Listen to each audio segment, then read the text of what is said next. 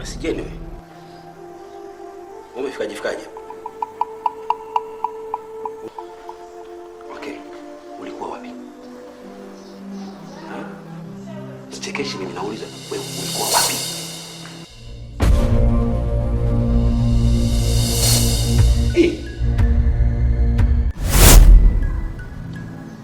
Ulikuwa wapi? Nilikuwa sehemu ninapopajua mimi. Sehemu gani hiyo? Mpaka upajue? Lazima nipajue. Nakuuliza ulikuwa wapi? Nilikuwa sehemu ninapopajua mimi. Haya.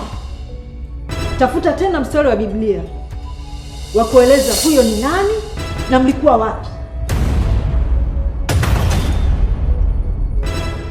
Unajua wewe mtoto usinichanganye mimi.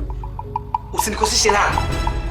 Mchungaji kaja hapa kuombea hii nyumba na kuombea matatizo ulionayo wewe mwenyewe. Sitaki kusikia siasa zako na nimezichoka.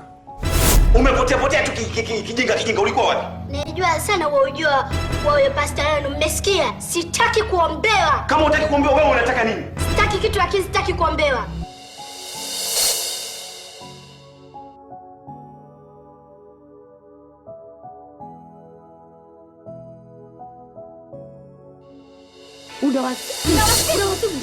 Unawasibu wewe. Sasa kama unajua mbona ulikuwa unamtaka? Mbona ulikuwa unamtaka?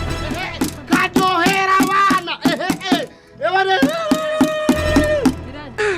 Nataka kuonywa na wazazi. Niambia usiolewe na mwanamume mfupi. Shida yenu unajua kukaa ndazi. Akoseko ndoa.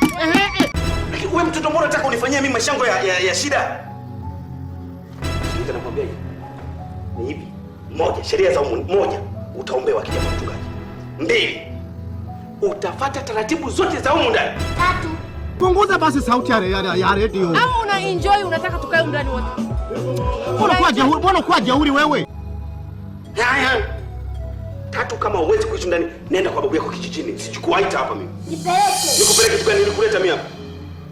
Hapa ni nyumbani kwangu, sio kwa babu yenu hapa, wala sio kwa mama yenu wala baba yenu. Hapa ni kwangu, msinisumbue na mimi sijazaa. Kama vipi katafute mjomba wenu kule. Unataka utaombewa, utaki utaombewa. Nishasema sitaki kuombewa. Sasa utajiombea wewe mwenyewe. Ndio. Kwa sala ipi utakayojua? Naijua mimi. Kione kisura chake hivyo kidogo kapilitoni. Hataki wakubwa kaa panado. Hauna redio. Wewe unajuaje? Wewe una kitu bana. Wewe nina kitu kifungulia mama Amurari. Na hii ndio ishara ya ndoa takatifu iliyopewa kibali mbele za Mungu. Haleluya.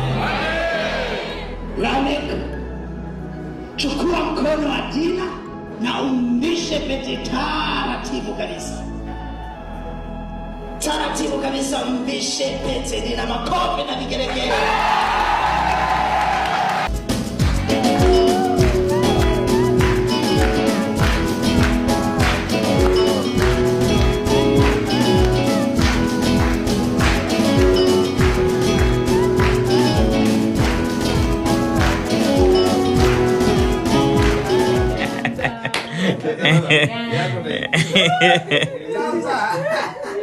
Kwa hiyo lazima shughuli kuwa pale.